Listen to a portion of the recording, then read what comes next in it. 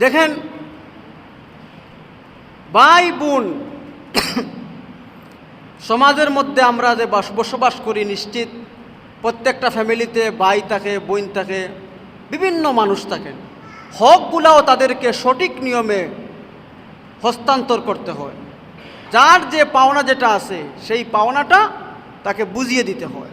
এখানে যদি কোনো অমিল থাকে, যদি কারো উপরে কোনো জুলুম করা হয়, তাইলে কিয়ামতের কঠিন ময়দানে আল্লাহর কাছে, আল্লাহর আদালতে আল্লাহর কাছে পাকড়াও হতে হবে যে তুমি তোমার ভাইকে যদি কোনো অংশে যদি কম দিয়ে থাকো, তোমার বোনের হক, আমরা সমাজে বেশিরভাগ ভাইয়ের হকগুলো আদায় করা হয়, কিন্তু বোনের হক তো আদায় করা হয় না। মনে করেন মানুষেরা যে বিয়ে দেওয়ার পরে বোনের হক শেষ। আসলে কি তা? জি না। বোনের যে হক, যেটা শরীয়ত তাকে যে হকগুলা দিয়েছি, বিয়ে দেওয়ার পরেও সেই হকগুলা আদায় করতে হবে। এমন কি বলা হয়েছে আপনার বোনকে আপনি ইচ্ছা মতো, আপনার ইচ্ছায় তাকে তার হকগুলা বুঝাইয়া দেওয়ার জন্য। কারণ সে আপনাকে অনেক সময় বলবে না, কারণ তার মনে এখন আসবে যে আমি যদি হকের কথা বলি, তাইলে এখন যে আমার বাড়িতে আসতেছি, মেহমানদারি পাইতেছি, স্বামীকে নিয়ে আসতেছি, ছেলেমেয়েদেরকে নিয়ে আসতেছি, হকের কথা যদি আমি বলি, তাইলে তো আর সেই মায়া মোহব্বতগুলা থাকবে না, এজন্য আর হক চাইব না। এজন্য অনেক মেয়েরা আছেন যে হকের কথা বাড়িতে আর বলেন না। এজন্য ভাইদের কর্তব্য হলো এবং বাবার কর্তব্য হলো উনার মেয়ের হকটা উনি বুঝাইয়া দেওয়া।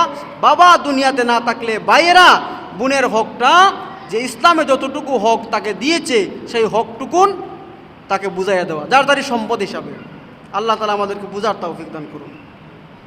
সালাম কিভাবে দিবে? অনেকে আসসালামু আলাইকুম বলে সে সম্পর্কে বলেন। এখানে আরেকটু অন্য ব্যতিক্রমে সিস্টেমে লাগে, যেমন আমরা সমাজে আসসালামু আলাইকুম বলি আর কি, যে সালামটা আসলে শুদ্ধ হলো কিনা সেটা তো দেখার প্রয়োজন আছে। আপনি একজন মানুষের সঙ্গে সাক্ষাৎ হয়েছে, রসুল বলেন প্রথমে সালাম, তারপরে কালাম। সালামটা আপনি বলবেন আসসালামু আলাইকুম ওয়া রাহমাতুল্লাহ, স্পষ্ট আওয়াজে, যাতে বোঝা যায় যে আল্লাহর পক্ষ থেকে আপনার উপরে রহমত বর্ষিত হোক। এই কথাটা স্পষ্টভাবে বলতে হবে। আসসালামু আলাইকুমের দ্বারা এটা মূল মাকসাদ আদায় হয় না, বরং অর্থ হয়ে যায় তুই মর, তোর উপরে আল্লাহ টাটা ফোড়ো। তাইলে আমি সালামটা দিব স্পষ্ট আওয়াজে, রাসূলের সুন্নাহ অনুযায়ী সালামটা দেওয়ার চেষ্টা করব, আসসালামু আলাইকুম ওয়া রাহমাতুল্লাহ। যিনি জবাব দিবেন তিনিও যাতে স্পষ্ট আওয়াজে শুদ্ধ করে ওয়া আলাইকুমুস সালাম ওয়া রাহমাতুল্লাহি ওয়া বারাকাতুহু। আলহামদুলিল্লাহ, আমাদের মসজিদ খুব সুন্দর হয়েছে, শুকরিয়া আল্লাহর দরবারে। কিন্তু এই মসজিদের যে হকটা আছে, মসজিদের যে খোরাক আছে, সেই সম্পর্কে তো আমি এত সময় বয়ান করলাম। সেটা হচ্ছে নামাজ। আমরা চেষ্টা করব যে প্রতি ওয়াক্ত নামাজ, বিশেষ করে ফজরের সময় তো ভাই আমরা সবাই বাড়িতে থাকি, বাদ বাকি অন্য ওয়াক্ত জোহরের সময় হয়তো কাজে কর্মে বিভিন্ন জায়গায় থাকতে হয়, আসরে থাকতে হয়, মাগরিবে থাকতে হয়, এশা থাকতে হয়, কিন্তু ফজরে তো নিশ্চিত আমি আমার বাড়িতেই থাকি।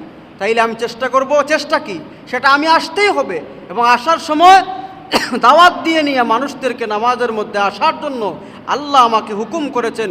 আল্লাহ সুবহানাহু ওয়া তাআলা আমাদেরকে 5 ওয়াক্ত নামাজ জামাতের সাথে মসজিদে এসে আসার তৌফিক দান করেন। আমিন। ওয়া আখির দাওয়ানা আলহামদুলিল্লাহি রাব্বিল আলামিন।